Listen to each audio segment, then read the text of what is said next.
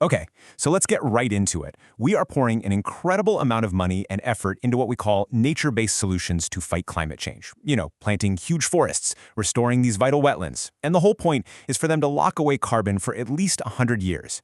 But what if the very climate change we're trying to fight ends up destroying those solutions first?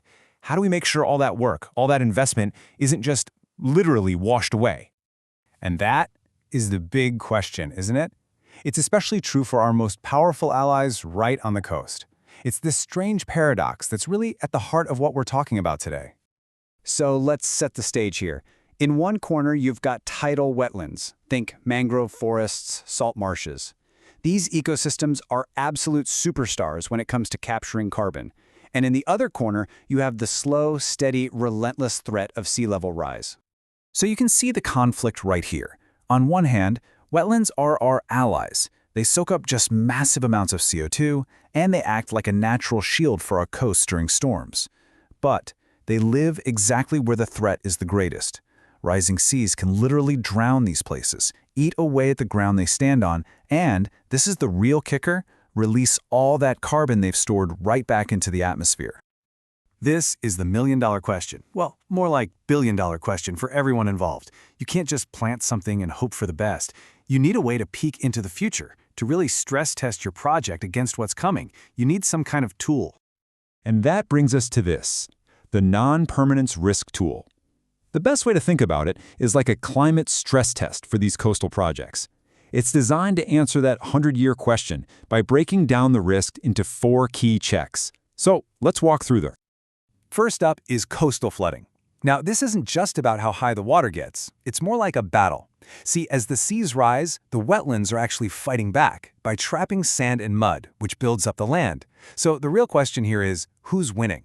Is the land building itself up faster than the sea is rising? All right, next up we have coastal erosion. This one is a bit more direct. By using decades of satellite images, we can actually measure how fast the shoreline is moving inland. It's a pretty simple but kind of brutal calculation. 100 years from now, will the project's land still be there, or will it be part of the open ocean? The third check is salinization, basically how much salt water is in the soil. And this is where the tool gets really smart. For an ecosystem like a mangrove forest, a salty environment isn't a threat, it's just home. They're designed for it. So the tool knows this and automatically gives it a high score. It's not flagging a danger, it's just establishing the baseline for what a healthy, salty wetland looks like. And finally, there's ecosystem degradation. This one is pretty clever. It's not a whole new measurement. It's just a direct result of the first 2 big threats we talked about. The score for degradation is simply whichever score was higher between flooding and erosion. It just recognizes that really those 2 physical forces are what will cause the ecosystem to break down. Okay, so that's the theory. But how does this actually work in the real world? Let's get practical and run a real mangrove restoration project through this exact 4-point check. So here are the details. It's a project to bring back a big mangrove forest in Southeast Asia. The goal is simple: lock away carbon for the long haul. And the challenge is to figure out if it can actually make it through the next 100 years. Okay, let's start the assessment. First, we look at that coastal flooding risk. The data predicts that over the next century, the land here is going to build up by about 1.06 meters. In that same time, the sea is expected to rise by 0.98 meters. This is fantastic news. The land is building up faster than the sea is rising. That means the mangroves can keep their heads, well, their roots, above water. So the score for coastal flooding, it's a perfect 0. Round 1 goes to the mangroves. But now we look at the second check, erosion. And this is where things take a turn. Historical data shows this coastline is shrinking by over 5.5 meters every single year. You do the math. Over 100 years, that's 554 meters of land just gone. And our project? It's only planted 500 meters inland. The numbers are just not on our side here. So let's tally this up. Salinization gets a 3 by default. Coastal flooding, that was our good news, gets a 0. But coastal erosion, because the project is right in the path of that disappearing shoreline, it gets the highest possible risk score, a 3. And that means ecosystem degradation, which takes the higher of the 2, also gets a 3. So you add those scores up, 3 plus 0 plus 3 plus another 3, and the total risk score comes out to 9. And according to the tool's scale, a score of 9 isn't just high risk. The official label is devastating. It basically means that, as it's currently planned, this project is on track to completely disappear within that 100-year time frame. Devastating. Wow, that sounds like the end of the story, right?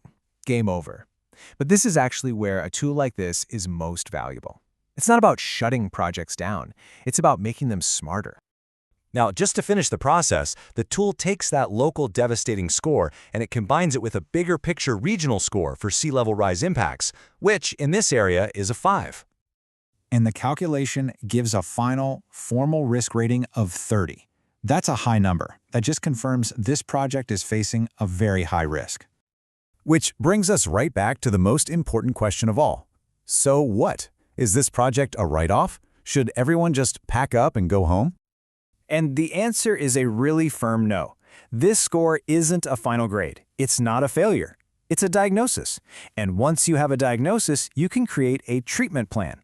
It's a roadmap that shows you exactly how you need to adapt if you want to survive. Think about it. The tool didn't just say, hey, this is risky. It said, hey, this is risky because of erosion. That's specific. So now the people running the project know exactly what the problem is. They can plan for the mangroves to naturally move further inland as the coast disappears. They can work with the local communities to make sure there's actually space for that to happen. By pinpointing the exact threat, they can now build a much smarter, more resilient project that actually has a fighting chance. And that really leaves us with a final thought, doesn't it? We're counting on nature to help save us from climate change. But what this shows us is that our natural solutions need their own survival plans too. It really makes you stop and think about the true scale and the incredible complexity of the challenge we're all facing.